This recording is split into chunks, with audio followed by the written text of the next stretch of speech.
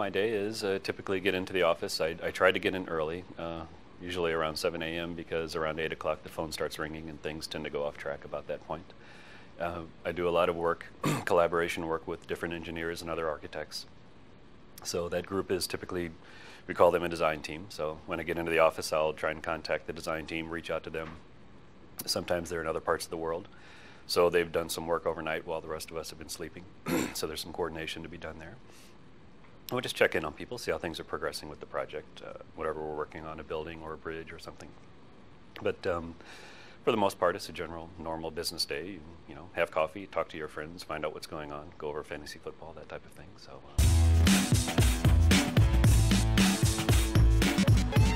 It's a lot of it in my line of work is creative problem solving, and I enjoy a good challenge, and I enjoy the very difficult problems, and those are the type of projects that we usually take on, the ones where you have a solution maybe that a lot of people haven't been able to figure out.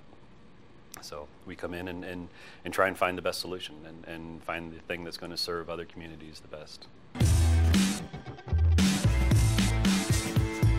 Most recently, I worked on a project in Delhi, in India, and we were commissioned to design the second phase of their metro system.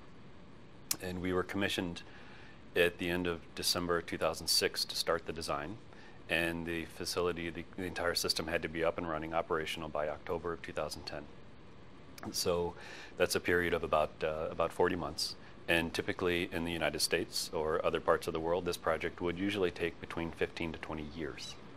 So we had a great challenge ahead of us of identifying the system, where it was going to run in the city, what types of impact it was going to have in the city, different ways that we could develop areas around the station entrances, what disturbances we would have going underground or above ground.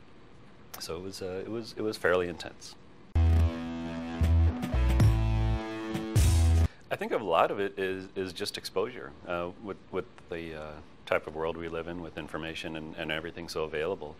I think it's good to have an opportunity to bring people into a classroom, either physically or remotely like this. And I think it's good to get the students out into the profession, get them out on the job site, get them into offices. I think something for me when I was younger, growing up, no one in my family had ever been to college, and I was the first one.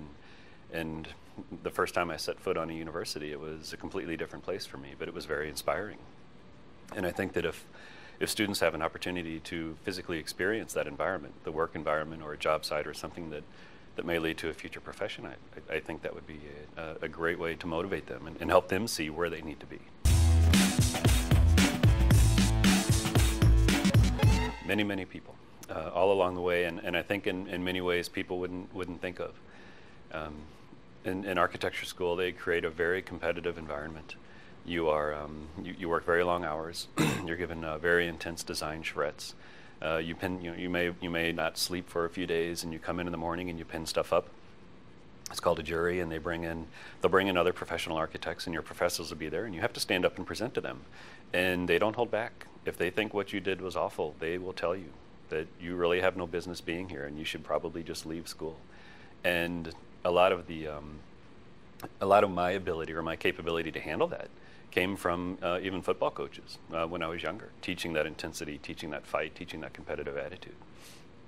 Also along the way, a lot of different teachers inspiring you to have a great diversity in your education. Not just the things that are particular to your field, but reading literature and understanding sciences, social science as well as biologies. Just a wide range of things.